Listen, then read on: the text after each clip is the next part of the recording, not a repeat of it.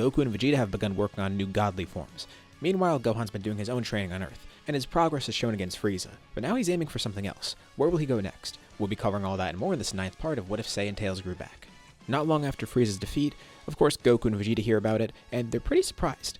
Of course, Goku doesn't know anything about Frieza besides what Vegeta told him, and as for Vegeta, he's surprised that he came back in the first place but also was that much stronger. They actually were able to sense it from Beerus' planet. Frieza must be some sort of freakish mutant to get that strong that quickly.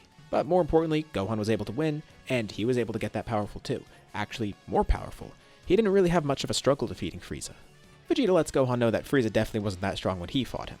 It would have been nice if he were truly that strong when he first fought Frieza.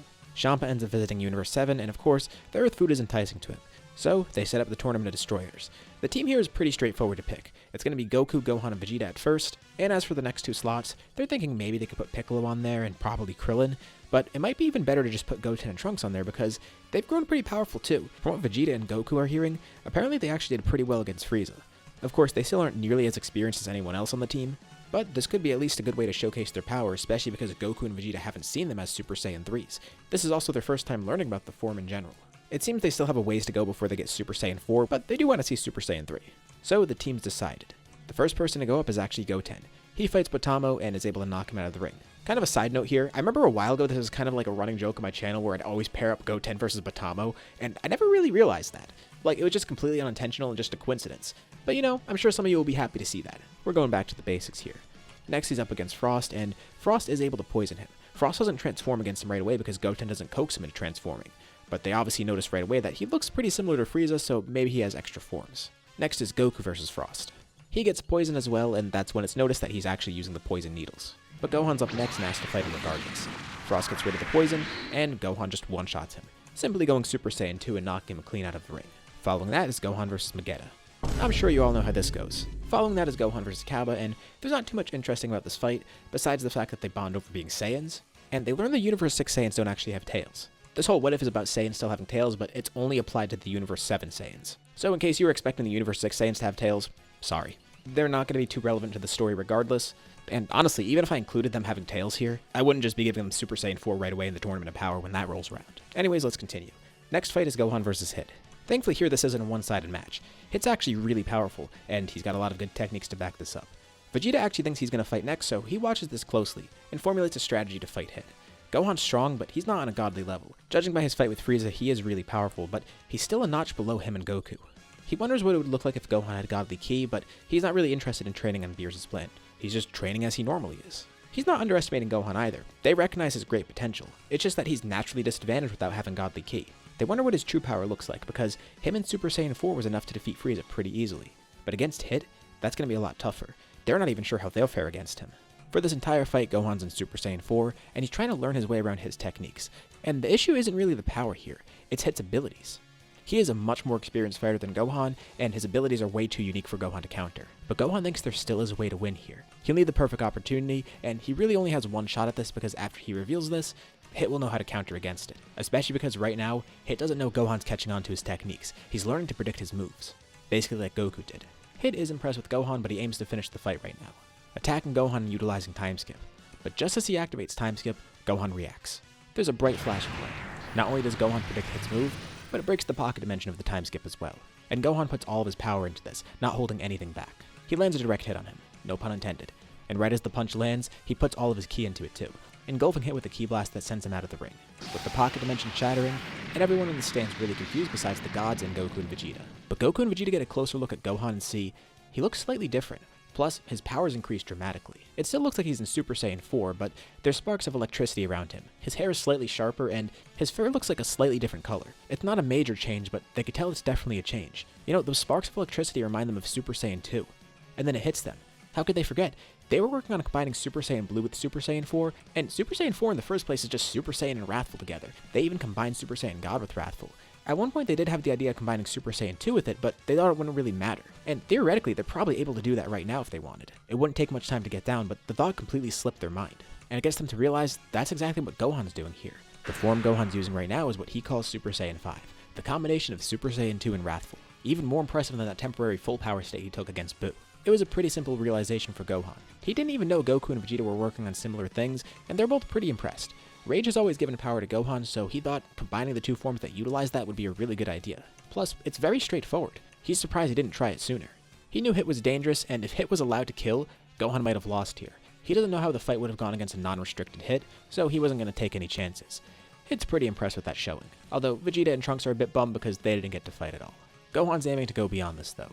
He has to go back and try and get Super Saiyan 3 for himself because he hasn't focused on that yet, but next he wants to see if he can combine Super Saiyan 3 with Wrathful, making a hypothetical Super Saiyan 6 maybe. Or maybe there's something even beyond that.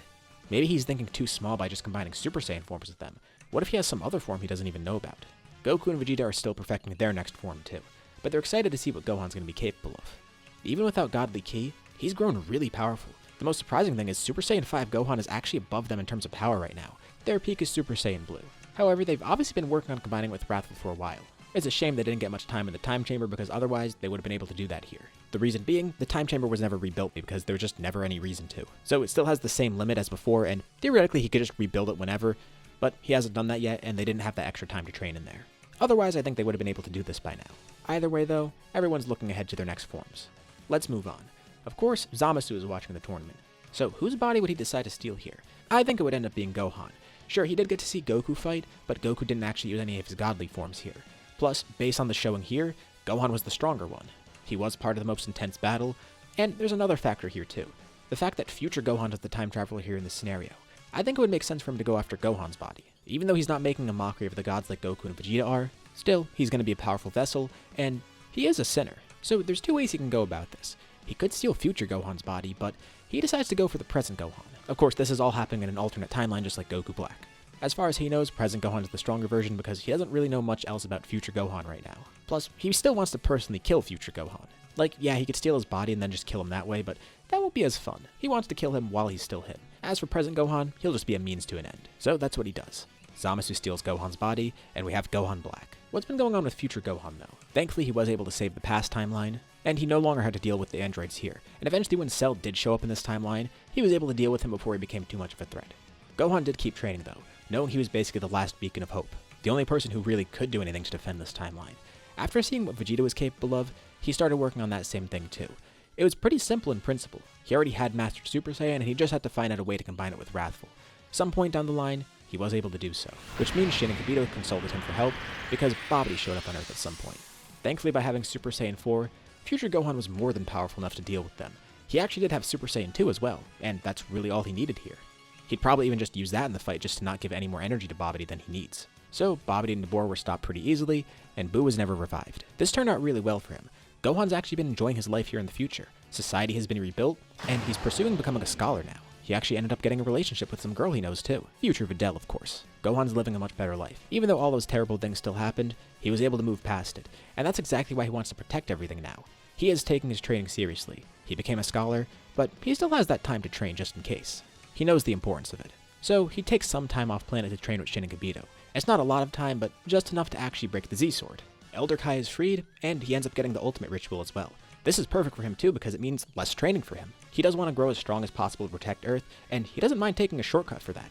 Especially because being here means he's off planet, and if he could just do a ritual to get that power taken out, yeah, he's gonna do it. Of course, he's still gonna keep up with his training, but it would be better to get this ritual done and then keep up with that on Earth, just in case anything happens. Which is a good thing because, of course, something is about to happen. Soon enough, Gohan Black and Zamasu show up on Earth. First, they're gonna kill Gohan, and then go after Shin, just so they can get rid of Beerus in this timeline. That's one of the big issues they're facing right now, but there's another big issue. The fact that they don't know how prepared Gohan is. They think that Gohan in this timeline's weaker because, well, everything went differently. And even if he were the same strength as the other Gohan, it wouldn't matter because they have Gohan Black. Thing is though, Gohan Black doesn't have perfect control over Gohan's body at the moment. They start by attacking the city Gohan's in, and Gohan's really quick to act. Gohan Black launches an attack, and the second it happens, Gohan's able to react, flying up into the sky and defending against it. Without even thinking, he launches two powerful blasts, sending the two Zamasus flying away from the city, and he rockets after them. They didn't expect him to defend that quickly. Well, it's good. That'll make this fight quick. And Gohan Black laughs. Taking that damage will make him grow stronger. Gohan then lands in front of them. He sees what looks to be a Kai and then himself, but he looks a little different. Different haircut, two arms, and no scar on his face.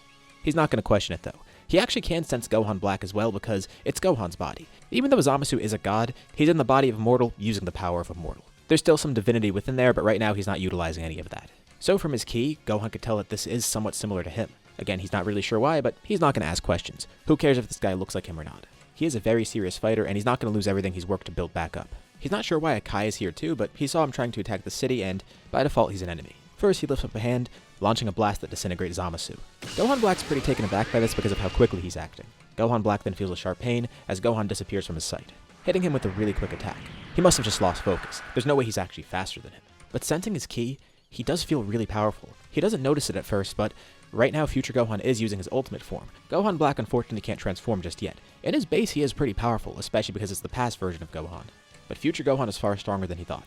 Zamasu then regenerates and tries to help, but he can't do anything against future Gohan. He's too strong. Sensing this all happening, Shin and Kibito then teleport in.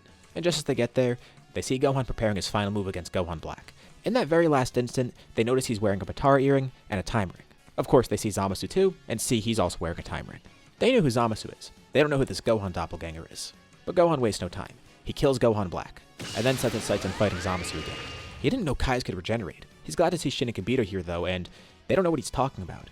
Zamasu then tries to escape, not knowing what to do next, but Gohan hits him with another attack, completely destroying him. He of course regenerates from it once more, surprising Shin and Kibito. Also, they're pretty taken aback watching Gohan just immediately attack Zamasu. They try and get it to stop, but Gohan explains. These two came here and tried to attack the city. He doesn't know who that doppelganger was, but this Kai is helping him for some reason, and clearly he has an evil motive. Zamasu knows he can't do anything against Gohan, and he tries to teleport away from here. But Shin's also here right now, so maybe he could at least kill him in the meantime. He didn't really have a backup plan for this. He thought Gohan Black would be strong enough to fight here. He could also get the Super Dragon Balls for himself and just make himself Gohan Black, while also being immortal. Maybe that would be a better option. But he doesn't have time to move or think here. Gohan then channels all of his ki, paralyzing him. It's far too powerful for Zamasu to even move in. He can't even teleport out of there. He's never felt a power like this before, at least not from a mortal. So they interrogate him, learning about the Zero Mortals plan and the fact that Zamasu is immortal, so they can't even do anything against him if they wanted. And regardless of what happened to Gohan Black, it doesn't matter. He'll still find a way to win here. Gohan then asks Shin, remember how Elder Kai was sealed in the Z-Sword? Is there a way for him to seal a Kai as well? Well, Elder Kai eventually told Shin here that Beerus was the one to seal him in the Z-Sword, and Shin has no idea of what Beerus is up to now, but sealing him might actually still work. Although he doesn't really want to bother Beerus right now, especially if he's still sleeping. Shin also knows about the Grand Supreme Kai being able to seal people, but he never tried that for himself. Zamasu struggles to escape, but still can't do anything. And then Gohan gets an idea. This is kind of a long shot, and they're going to need to support this person, but there's still someone alive in this timeline that Gohan can actually rely on to seal someone. He tells Shin and Kibito, and they teleport away, then returning back with someone else. It's Master Roshi. I think a lot of people forget that future Roshi actually survived, and he doesn't die from old age, so he would still be alive here. Assuming he never died against the androids, which was never confirmed, so we'll go with that here. It's very likely he still could be alive. After the androids were defeated, Gohan was able to reconnect with him, training under him for a bit and hearing a lot of his stories. There's one technique he had that he never was able to learn, but he knows that it's able to seal people away. It's the Mafuba. When Shin and Kibito went to get him, Roshi explained that if he performed this technique, he would die. But that's not going to be a problem. Kibito could just immediately heal him right after, and he'll be fine. So as Gohan still holds Zamasu in place, Zamasu watches on confused as Master Roshi performs the Mafuba, sealing Zamasu away for good, as Roshi then collapses, with Kibito immediately healing right after. Shin takes possession of the container. They still don't know all the info about Zamasu yet, but at least now they have time to get that. Gohan thanks Roshi for his help. They'll be able to solve this, and they'll make sure that the past doesn't have to suffer the same fate. And with that, we'll leave off here for now. What'd you guys think about this part? What's going to happen next? Leave your thoughts and ideas in the comments below. I'd love to see what you guys think. As usual, be sure to drop a like and subscribe if you haven't already. It really does help out the channel, and it shows me you want to see more videos like this. Anyways, thank you all for watching, and I'll see you all in my next video.